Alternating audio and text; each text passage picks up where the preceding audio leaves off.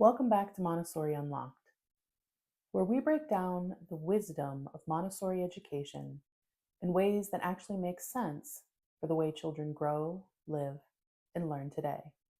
I'm Hannah, and today we're diving into a question every parent and teacher has probably asked at some point. What's going on in that little brain? Montessori didn't have MRIs, neuroscience labs, or executive function studies.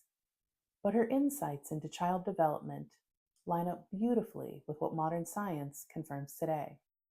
She noticed that children move through what she called sensitive periods, windows of time when the brain is especially primed to develop certain skills. And these are not just cute quirks, they're the foundation of how your child learns best. Maria Montessori observed that children don't learn everything at once or at the same pace. Instead, they go through bursts of focus on specific abilities. Language acquisition between birth and age 6. Order starting around 1 to 3 years old. Movement and refinement of the senses in the early years. Social relationships and moral reasoning as they move into elementary. If you've ever had a toddler demand that their bedtime routine go exactly the same way every night, that's the sensitive period for order at work. Their brain is literally wiring itself through patterns and predictability. Modern brain science backs this up. Research shows that the brain forms natural connections fastest during these periods of heightened sensitivity. Skills learned during these windows are not only easier to acquire, they're more deeply embedded. So, what is your child's brain actually trying to tell you during these moments? It might sound like, I need repetition. It might sound like, I need freedom to try. It might sound like, I need limits that feel consistent. Or, I need language everywhere, all the time. For example, when your child insists on pouring water again and again, they're not being stubborn. Their brain is saying, this skill matters to me right now. Let me master it. Or when your preschooler starts asking 50 questions in a row, it's not random noise. Their brain is hungry for words, concepts, and explanations. Montessori environments thrive because they don't shut this down. They prepare space for it. Here's the brilliant part. Montessori didn't treat these sensitive periods as something to fight against. She designed environments around them. Shelves with practical life materials so children could repeat pouring, buttoning, sweeping.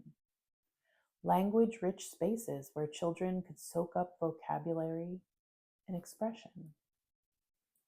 Multi-age communities where social curiosity had space to unfold naturally.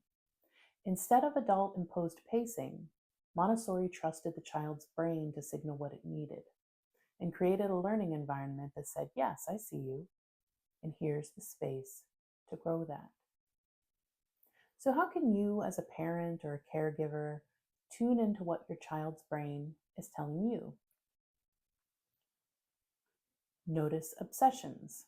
If your child's drawn to one activity, stacking blocks, telling the same story, singing the same song, that's a clue.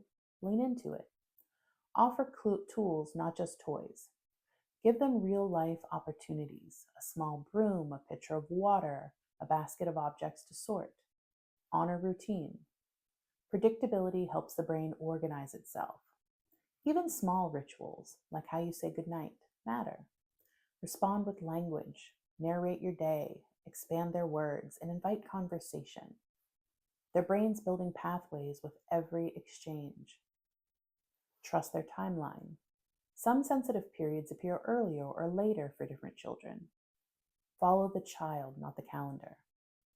And here's the big takeaway. When you tune into sensitive periods, you stop seeing your child's quirks as annoyances and start seeing them as invitations. Your child's brain is speaking to you through repetition, obsession, curiosity, and even meltdowns. Montessori's genius was in listening to that voice and responding with environments that supported, not suppressed, the child's natural drive to learn. And in doing so, she gave us a model of education that doesn't just teach skills. It respects the brain's natural rhythm, which is ultimately a rhythm towards peace, independence, and wholeness. So the next time you notice your child wanting to do something over and over again, pause before you redirect. Ask yourself, what's their brain trying to tell me right now? Chances are it's something important. I'm Hannah, and this has been Montessori Unlocked. Thanks for listening. And remember, your child's brain is wiser than we sometimes give it credit for. Our work is simply to listen.